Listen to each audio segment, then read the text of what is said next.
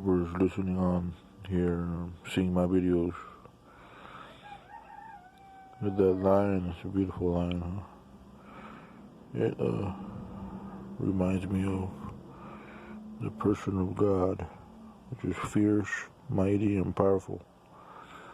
But the person of God could also be gentle, humble, and loving, caring. After all, well, God is love. God is love. Right now, the subject matter is gonna be talking about is God a person, and about how a lot of our religions, especially atheists, they don't even believe in God, and some think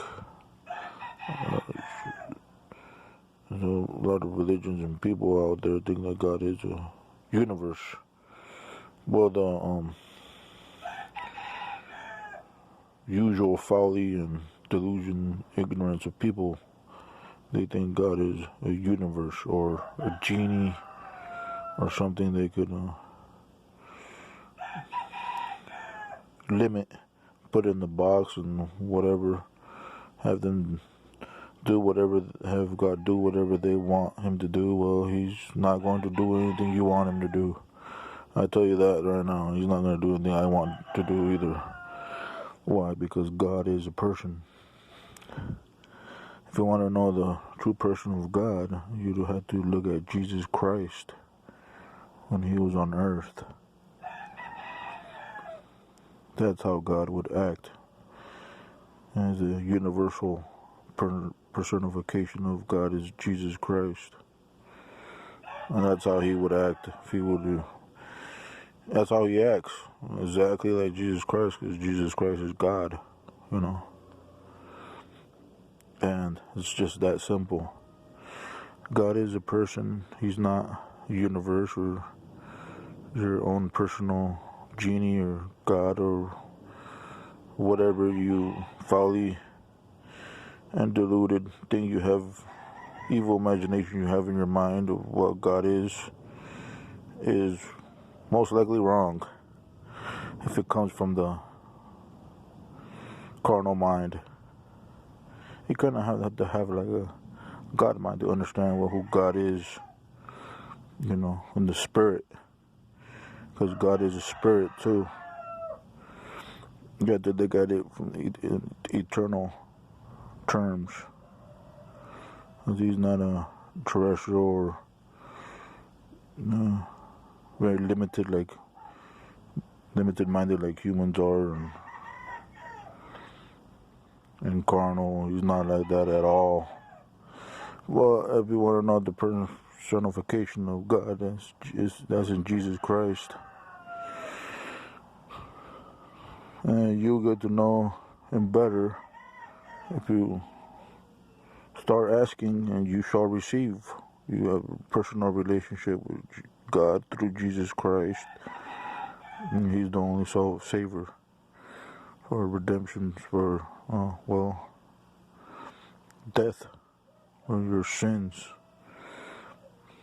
And if you're not aware that you need salvation or not, then you need salvation. Everybody does. If you're a human, you need salvation. But if you're no human, then you don't need salvation, you know. Salvation is only for humans. So that's another subject. We'll talk about that later.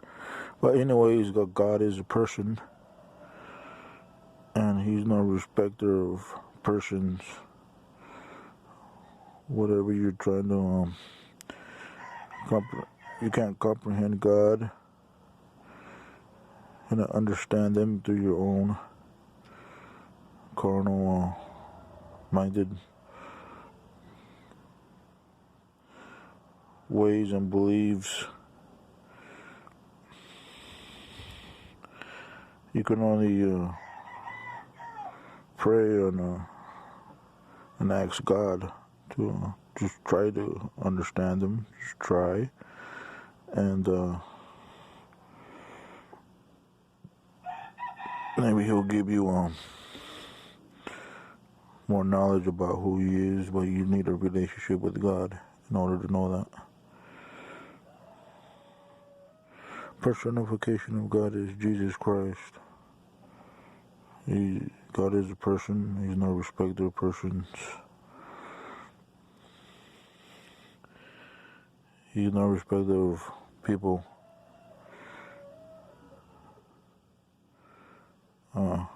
Perverting his who God is, and perverting this, perverting that, and lying about this, lying about that.